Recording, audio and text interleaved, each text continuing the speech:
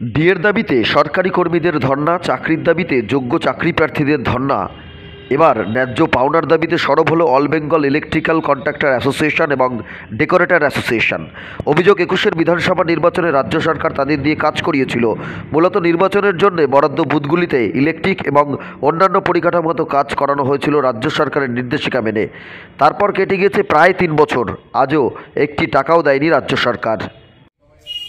আমরা 2021 সালের বিধানসভা ইলেকশনের ইলেকট্রিক্যালের পিডাব্লিউডি ইলেকট্রিক্যালের আন্ডারে আপনার সিআরপিএফের যত জওয়ান এসেছিলেন তাদের থাকার জায়গায় লাইট, পাখা, জেনারেটর সার্ভিস পরিষেবা আমরা প্রদান করেছিলাম।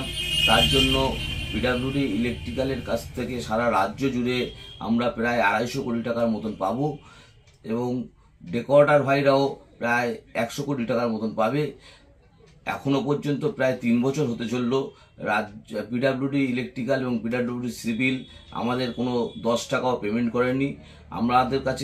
আমাদের রাজ্যের সরকারের কাছে এবং পিডাব্লিউডির কাছে একটাই আবেদন, আমাদের অর্থনৈতিক পরিস্থিতি খুব খারাপ হতে বসেছে, আপনারা ইমিডিয়েট পেমেন্টের ব্যবস্থা করুন, না হলে 2024-এর সামনের লোকসভা ইলেকশনে আমরা কেউ এই কাজের সঙ্গে যুক্ত থাকতে পারবো না। একই অবস্থা ডেকোরেটার্স ব্যবসায়ীদের। তাদের মিলিত পাওনা প্রায় 100 কোটি।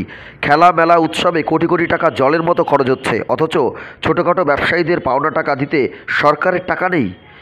কেউ বা ধার করে, কেউ বা আবার সুদে টাকা নিয়ে কিছু উপার্জনের আশায় এই ব্যবসায় লগ্নি করেছিলেন। এখন তারাই আজ বিপাকে, কপালে পড়েছে দুশ্চিন্তার ভাঁজ।